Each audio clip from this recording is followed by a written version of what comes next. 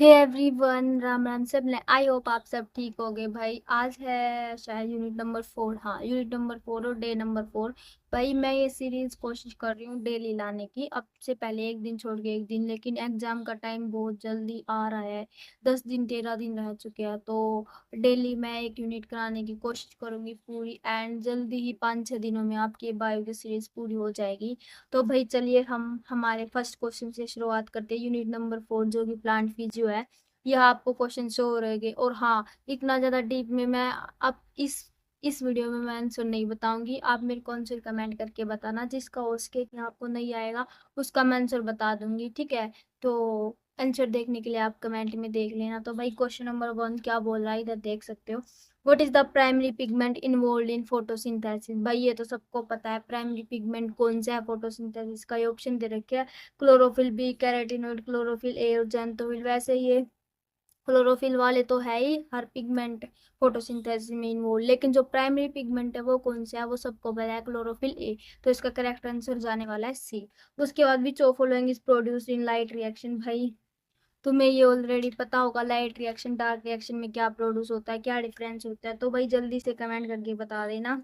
वैसे इसका आंसर जाने वाला है ऑप्शन नंबर सी, एनएडीपीएस, ठीक है। उसके बाद क्वेश्चन नंबर 3 क्या बोल रहा है। इन C4 plant first stable product is. भाई देखो C3 C4, C3 में कौन सा स्टेबल प्रोडक्ट है, C4 में कौन सा स्टेबल प्रोडक्ट है, तुम्हें सब कुछ याद होगा। C3 C4 में क्या डिफरेंस है, उनके एग्जाम्पल्स, हाँ उनके एग्जाम्पल भी पूछ लिए जाते हैं। सी थ्री जिसमें फॉलो होते हैं उन प्लांट्स के एग्जाम्पल बताओ, और C4 साइकिल जिसमें फॉलो होते हैं उन प्लांट के एग्जाम्पल बताओ। या C4 साइकिल को और भी कौन सी साइकिल बोला जाता है, शायद हैट्सलग कुछ करके वो साइकिल, ठीक है। तो इस टाइप के क्वेश्चन पूछे जाते हैं। तो इसका क्वेश्चन नंबर 3 का जो स्टेबल प्रोडक्ट है C4 का, वो क्या है, ऑक्सैलो एसिटिक एसिड, ये सबको पता है, ठीक है।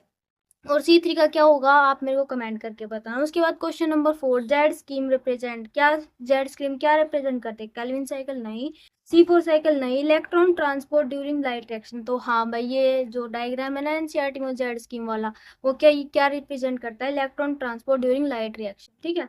उसके बाद क्वेश्चन नंबर 5 क्या बोला, which enzyme fixes CO2 in C3 plant. तो भाई ये एंजाइम तो सबको पता ही होगा, रूबिस्को, रूबिस्को बोलते हैं जिसको, ठीक है। और क्या फीचर है रूबिस्को के, वो आप मेरे को कमेंट में बताना। तो इसका ऑप्शन नंबर बी क्या हो जाएगा करेक्ट, क्वेश्चन नंबर 5 का। मैं थोड़ा जल्दी खींच रही हूँ क्योंकि फिर आप वीडियो देखते नहीं हो। उसके बाद क्वेश्चन नंबर 6, लो भाई फिर मैंने गलती कर दी, ये 5 के बाद सीधा 7 घुसा दिया ना। हाँ, वैसे क्वेश्चन नंबर 6 है, लेकिन हाँ आंसर की में डायरेक्ट सीरीज वाइज ही आएंगे, इसके हिसाब से नहीं आएंगे।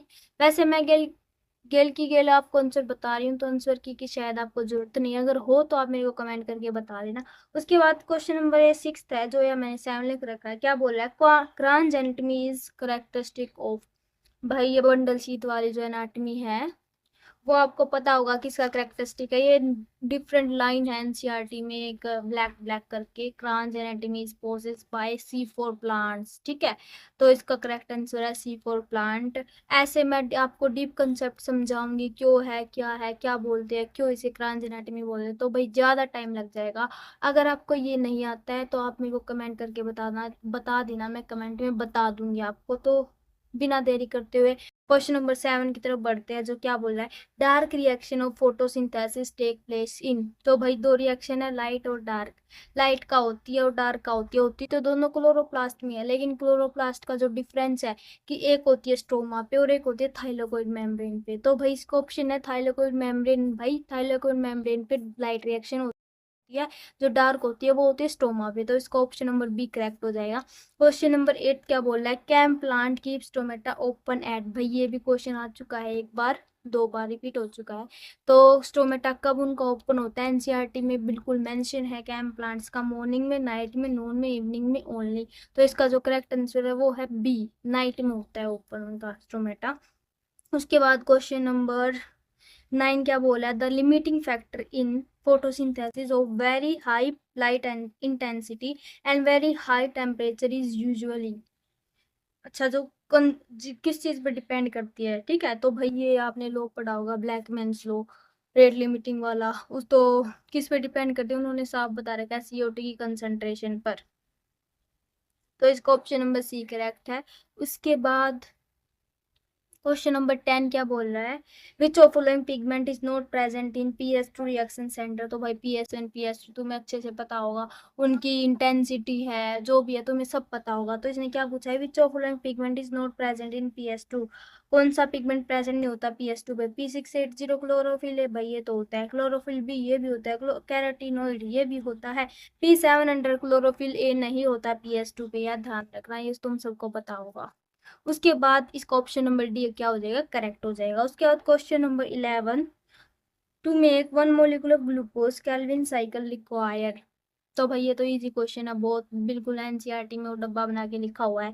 कितने एटीपी और कितने एनएडीपीएच चाहिए, 18 एटीपी, 12 एनएडीपीएच, 12 एटीपी या 18 एनएडीपीएच। तो भाई तुम सबको पता है कितने एटीपी और कितने एनएडीपीएच चाहिए, 18 एटीपी चाहिए और 12 एनएडीपीएच चाहिए। तो इसका करेक्ट आंसर क्या जाने वाला, ऑप्शन नंबर ए।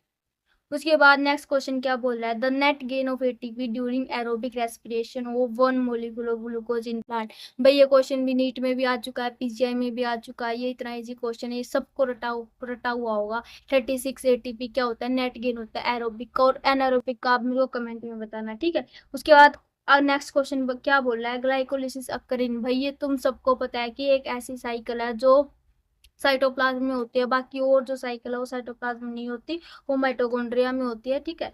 तो ग्लाइकोलिसिस अकर इन साइटोप्लाज्म, तो इसका ऑप्शन नंबर डी करेक्ट हो जाएगा। उसके बाद question number 14, irreversible step in glycolysis. भाई ग्लाइकोलिसिस में कौन से जो 3 इरिवर्सिबल स्टेप है ना, जिनको आप डायरेक्ट कन्वर्ट नहीं कर सकते वापिस से, तो उनको कन्वर्ट करने के लिए डिफरेंट रिएक्शन का आपको सहारा लेना पड़ता है। वो आपको आने वाले बीएससी नर्सिंग में है, बायोकेम में पढ़ोगे, हमारी थर्ड सेम में थी बायोकेम, सॉरी सेकंड सेम में थी बायोकेम, उसमें पढ़ोगे। तो भाई इरिवर्सिबल स्टेप कौन कौन से है, फर्स्ट, 3 एंड 10। तो हमें पता है ये स्टेप इरिवर्सिबल है। और रेट लिमिटिंग स्टेप कौन सा, वो मेरे को कमेंट में बताना। और ग्लाइकोलिसिस से कितने एटीपी प्रोड्यूस होते हैं वो भी कमेंट में बताना, ठीक है। तो इसका जो करेक्ट आंसर है वो कौन सा है, option number B, first, 3 and 10। ये क्या है, इसके इरिवर्सिबल स्टेप है। उसके बाद क्वेश्चन नंबर 15 क्या बोल रहा है, and product of anaerobic respiration. भाई तुम सबको पता है एनएरोबिक में ह्यूमन में लैक्टिक एसिड बनता है, प्लांट में क्या बनता है, इथेनॉल प्लस CO2, है ना। तो इसका ऑप्शन नंबर ए क्या हो जाएगा, करेक्ट। उसके बाद क्वेश्चन नंबर 16 क्या बोला है, in Krebs cycle one molecular glucose produce how many ATP. भाई क्रैब साइकिल में एक मोलिकुलर ग्लूकोज से कितने एटीपी मिलते हैं, 2। एटीपी पूछा है, इसने ऑल ओवर नहीं पूछा, ठीक है। एटीपी पूछा है, लाइक जीटीपी, जो जीटीपी एटीपी के इक्विवेलेंट होता है ना, वो पूछा है। जीटीपी बनता है, फिर DS2 बनता है, NADPH बनता है ना, तो इसने खाली एटीपी पूछा है। तो इसका क्या आंसर है, पूरी क्रैब साइकिल से बोला है एक मोलिकुलर ग्लूकोज। अगर इधर पर टन बोला होता ना, पर टन ऑफ एसिटाइल कोई, तो इसका आंसर होता एक। लेकिन अब इसने बोला पूरा ग्लूकोज, पूरे ग्लूकोज में तो 2 इंटू में 2 हो गए ना। तो इसका जो करेक्ट आंसर जाएगा वो जाएगा ऑप्शन नंबर ए 2। हाँ, आंसर है ऑप्शन नंबर ए 2, ठीक है। उसके बाद क्वेश्चन नंबर 17 क्या बोला है, during oxidative phosphorylation the proton gradient is located और क्रिएटेड अक्रॉस। कहाँ पर क्रिएट होता है ऑक्सीडेटिव फॉस्फोराइलेशन के दौरान प्रोटॉन ग्रेडियंट। तो दो ये मेम्ब्रेन होती है माइटोकॉन्ड्रिया की, आउटर या इनर, तो उसमें भी कहा होता है प्रोटॉन ग्रेडियंट, इनर मेम्ब्रेन पे होता है, ये सबको पता है। तो इसका करेक्ट आंसर क्या जाएगा, इनर मेम्ब्रेन ऑफ माइटोकॉन्ड्रिया। उसके बाद भाई रेस्पिरेटरी क्वेश्चन के ऊपर क्वेश्चन आ गया, ये क्वेश्चन भी पूछा गया था, पिछली बार भी पूछा गया था पीजीआई वालों ने। तो मैंने क्या पूछा, रेस्पिरेटरी क्वेश्चन तो ग्लूकोज, फैट एंड प्रोटीन तीनों का बताओ। भाई ग्लूकोज का तो 1 होता है, ये सबको पता है। फैट का और प्रोटीन का क्या होता है, लेस देन 1 होता है या ग्रेटर देन 1 होता है, वो मेरे को आप बताना। तो सबको पता है कि फैट और प्रोटीन का लेस देन 1 होता है, लाइक 0.7 या 0.8 समथिंग होता है इनका। तो रेस्पिरेटरी क्वेश्चन का जो करेक्ट आंसर हो गया वो क्या हो गया, ए, कि ग्लूकोज का 1, फैट और प्रोटीन दोनों का लेस देन 1। और ग्रेटर देन 1 किसका होता है, शायद ऑर्गेनिक एसिड का होता है, ठीक है, मेरे को कमेंट करके बताना। उसके बाद क्वेश्चन नंबर 19 क्या बोला है, hormone responsible for apical dominance. भाई ये जितने भी हार्मोन है, auxin, gibberellin, cytokinin, ethylene, ABA, abscisic acid, भाई इनके ऊपर क्वेश्चन आता है, हर बार आता है, हर बार पूछते हैं आपसे ये पीजीआई वाले, तो ये तो आपको रटे हुए होंगे। तो भाई इसमें क्या पूछा है, एपिकल डोमिनेंस। तो भाई ये सबको पता है, ऑक्सिन ही हार्मोन है जो एपिकल डोमिनेंस को प्रमोट करता है। उसके बाद है question number 20, which hormone is also known as stress hormone. भाई कौन सा स्ट्रेस हार्मोन होता है, सबको पता है ABA like abscisic acid stress hormone बोलते हैं, और इसका काम क्या होता है, डाइसेंस को प्रमोट करना होता है, स्ट्रेस हार्मोन इसलिए बोलते हैं इसको। तो ठीक है, उसके बाद क्वेश्चन नंबर 21 क्या बोला है, वर्नलाइजेशन इंक्लूड। भाई ये तो बहुत ईजी है, सबको पता है कि वर्नलाइजेशन क्या होता है, क्या होता है vernalisation. Option number A leaf abscission नहीं, stomatal closure. Option number seed dormancy. Option number D early flowering. तो भाई अर्ली फ्लावरिंग को क्या बोलते हैं हम, वर्नलाइजेशन बोलते हैं, तो option number D is correct. उसके बाद question number 22, bolting in rosette of plants, bolting in rosette of plants is induced by. तो ये भी भाई सबको पता है, ये उस पैरे से ना बहुत सारे क्वेश्चन बनते हैं, ओविनजिबल इंसाइटोकिन, जहाँ पे उनको लिख रखा है, उनके यूज क्या है, एग्जाम्पल लिख रखे हैं, तो भाई उससे बहुत सारे क्वेश्चन बनते हैं। तो इसका जो करेक्ट आंसर क्या जाने वाला है, जिबरलिन, तुमने पढ़ा होगा वो वाला पैरा। उसके बाद भाई question number 23, active form of phytochrome that includes flowering in is sorry LDP है ये। तो active form of phytochrome that induces flowering in LDP is. तो भाई ये क्वेश्चन भी तुम्हें पता होगा, PFR तुम्हें सब चीजें पता होगी इस क्वेश्चन के बारे में। मेरे को कमेंट करना LDP क्या होता है, इधर LDP का क्या मतलब है, एंड इसका जो आंसर है PFR ये क्यों आया है। तो भाई थोड़ा सा सोचो और कमेंट कर देना। उसके बाद question number 24, plasticity shown in. तो भाई सबको पता है प्लास्टिसिटी क्या होती है, डिफरेंस होता है कुछ प्लांट्स में, लाइक कुछ जुवेनाइल, हाँ जो उनके जुवेनाइल फेज में उनकी पत्ती कुछ और होती है, उनके लीफ का पैटर्न कुछ और होता है, लेकिन मैच्योर होने के बाद कुछ और हो जाता है। लाइक कोई प्लांट एयर में है या कोई प्लांट वाटर में है, तो उनका जो पैटर्न है लीफ का वो डिफरेंट होता है, उसे भी बोलते हैं ना प्लास्टिसिटी। तो उसके एग्जाम्पल है ये, देखो हेट्रोफिल, हाँ सॉरी हेरोफिल लिख रखा है इधर, हेट्रोफिल आएगा, हेट्रोफाइलिल इन कोटोन और हेट्रोफाइलिल इन कोरिएंडर एंड लाक्स पर। तो भाई ये तुमको सबको पता है, ये एग्जाम्पल है, तीनों के तीनों एग्जाम्पल है प्लास्टिसिटी के, तो इसका ऑप्शन नंबर डी करेक्ट हो जाएगा। One and the last question अपना है जो इस यूनिट का मैंने जो आपको बताया है, वो है arithmetic growth is observed in.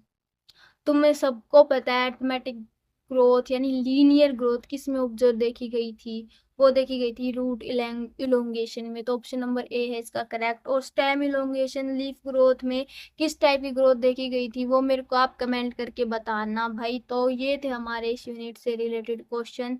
तो हम मिलते हैं नेक्स्ट वीडियो में यूनिट 5 के साथ, ह्यूमन फिजियोलॉजी वाली है जो तुम्हारी फेवरेट भी होगी, सबकी मेरी भी फेवरेट थी, और एनाटॉमी पूरी इस यूनिट पे ही बेस्ड होगी BSc नर्सिंग में। तो भाई मिलते हैं नेक्स्ट वीडियो में, और हाँ अच्छे से पढ़ो, लास्ट के 10-11 दिन बच चुके हैं आपके पास, अब कुछ नहीं है, आपको बस रिवीजन करना है, शॉर्ट नोट से बस रिवीजन करना है, वन शॉट भी देखना भूल जाओ भाई। जो एक आध जो चैप्टर बचे हैं उन्हीं का वन शॉट देखो, ये मत सोचो कुछ बच्चे ऐसे हो गए कि अभी से तैयारी करे कि हो जाएगा। भाई देखो तुमने पूरा साल पढ़ा होगा तभी आपका सिलेक्शन होगा। और हाँ ये 10 दिन में आपको पूरी की मतलब शॉर्ट नोट्स ही रिवाइज करने, और कुछ भी नहीं करना, ध्यान रखना कुछ भी नया नहीं पढ़ना है। तो वही मिलते हैं नेक्स्ट वीडियो में हमारे यूनिट 5 के साथ। Bye bye.